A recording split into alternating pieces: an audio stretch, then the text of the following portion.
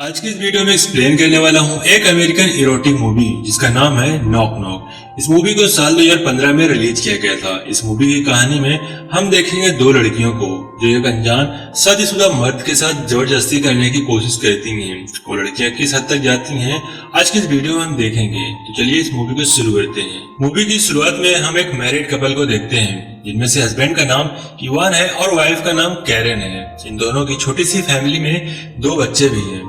आज father day है इसलिए वो केक लेकर आए हैं। ये पूरी फैमिली एक साथ मिलकर फादर डे सेलिब्रेट करते हैं। वहीं पर लुइस को देखते हैं जो कैरेन का असिस्टेंट होता है। कैरेन एक आर्ट गैलरी के लिए काम कर रही होती है। कुछ ही दिनों में उसे इस आर्ट को गैलरी में पेश करना होता है। कैरेन अपने आर्ट को मूव करने का जिम्मा लुइस को दे देती है। इसके बाद पूरी फैमिली बीच ट्रिप पे जाने का फैसला करती है, लेकिन अचानक इवान को उसके ऑफिस से बहुत सारा काम आ जाता है। साथ ही इवान को शोल्डर इंजरी भी है जिसकी वजह से वो इस बीच ट्रिप पर नहीं जा पाता। वहीं हम देखते हैं कैरेन अपने बच्चों को लेकर ट्रिप पर निकल जाती है। वहीं इवान अपने पेट्स के साथ घर में ही रह जाता है। इवान एक आर्किटेक्ट है जो अपने काम को बैठकर पूरा कर रहा होता है। काम करते करते उसे काफी रात हो जाती है और बाहर बारिश भी होने लगती है। जब रात में इवान काम कर रहा होता है तभी उसके दरवाजे का बेल बजता है। तब इवान दरवाजा खोलता है तब वो देखता है कि बाहर दो लड़कियां खड़ी हैं जो बारिश में पूरी तरह से भीग चुकी हैं। इन लड़कियों में से एक का नाम वेल है और दूसरी का नाम जेनेसिस है। वो दोनों इवान को बताती हैं कि हम लोग पानी में जा रहे थे, लेकिन फिर अचानक हम रास्ता भटक गए। बारिश के कारण हमारे फोन भी बंद हो गए हैं। इसके बाद इवान उन दोनों लड़कियों को घर में आने का परमिशन देता है। इन दोनों में से एक को अपना आईपैड भी दे देता है ताकि वो अपने पार्टी वाले एड्रेस को पता कर पाए। लेकिन ये लोग देखते हैं पार्टी वाला एड्रेस बहुत दूर होता है, इसलिए इवान इन दोनों लड़कियों के लिए एक कैब बुक करता है। वो कैब 45 मिनट में यहाँ पहुँचने वाली होती है। इसके बाद वो दोनों लड़कियाँ इवान का बाथरूम यूज करके फ्रेश हो जाती हैं। वो दोनों बारिश में बिल्कुल भीग चुकी थी, इसलिए इवान इन दोनों के लिए काफी बनाता है। ये दोनों फ्रेश होकर इवान के पास बैठती हैं और ये तीनों आपस में बातें करती हैं। धीरे धीरे ये दोनों इवान के पास आने लगती हैं और वो दोनों इवान को पहले सेड्यूस करने की कोशिश करती हैं, लेकिन इवान को यह सब अच्छा नहीं लगता, इसलिए वो वहाँ से उठकर दूर बैठ जाता है। वो इसके बाद अपना फोन देखता है तब उसे पता चलता है कि कैब को यहाँ पहुँचने में अभी भी 20 मिनट लगेंगे। इसके बाद इवान उन दोनों से बातें करता है। वो दोनों लड़कियां इवान को बताती हैं कि वो दोनों एयर होस्टेस हैं और उन दोनों को ट्रैवल करना बहुत पसंद है।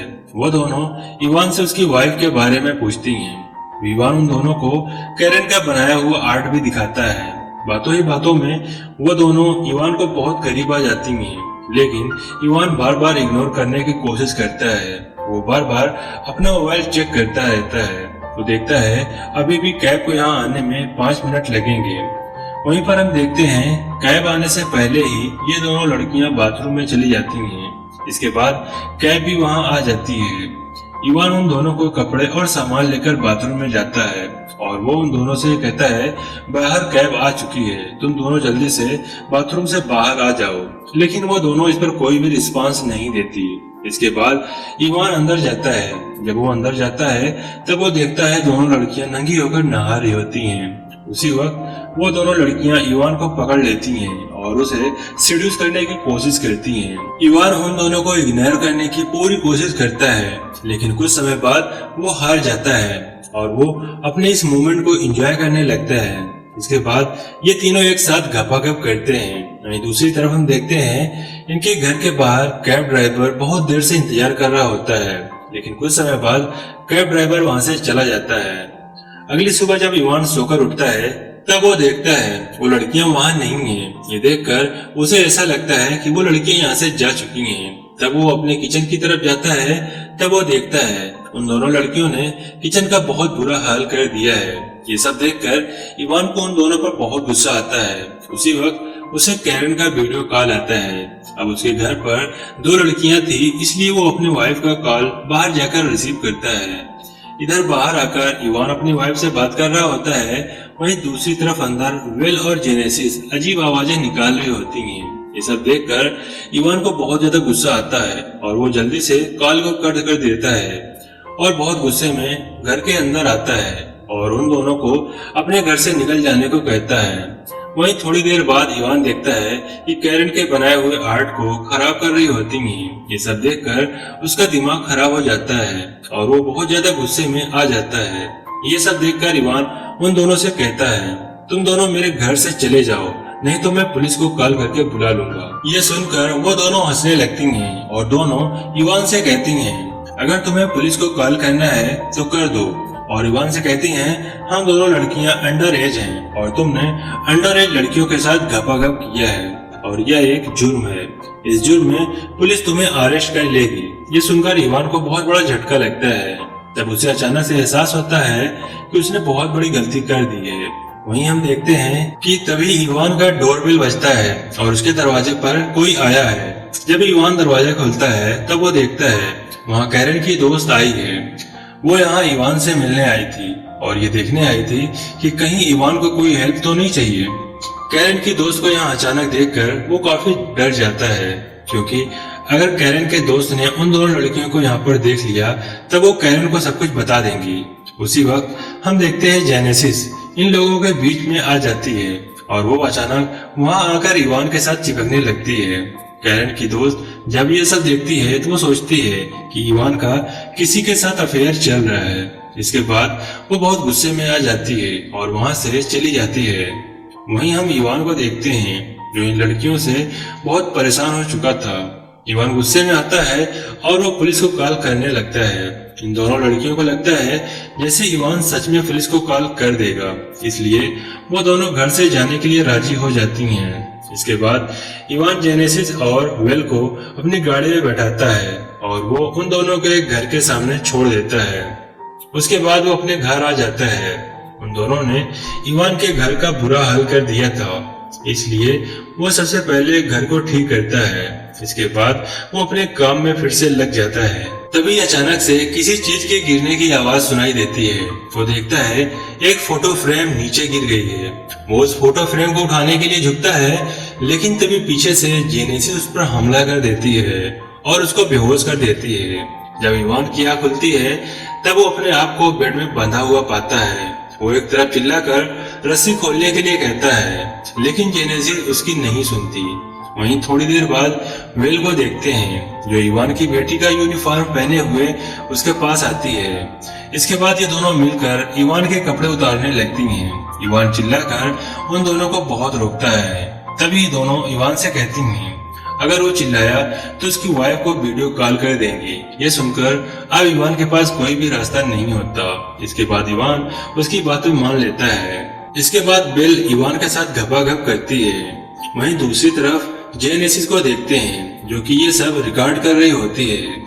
जब जेनेसिस किसी काम से रूम से बाहर जाती है तभी इवान अपनी पूरी ताकत लगाकर बेल को नीचे ढकेल देता है और अपनी रस्सियों को खोल देता है। इसके बाद वह जेनेसिस के पास जाता है। तभी जेनेसिस इवान के इंजर्ड सोल्जर पर हमला कर देती है और इवान दर्द से चिल्लाता है। वहीं पर बेहोश हो जाता है। जब उसे होश आता है तब वो अपने आप को एक चेयर में बंधा हुआ पाता है। इसके बाद बेल और जेनेसिस उसके साथ एक गेम खेलते हैं।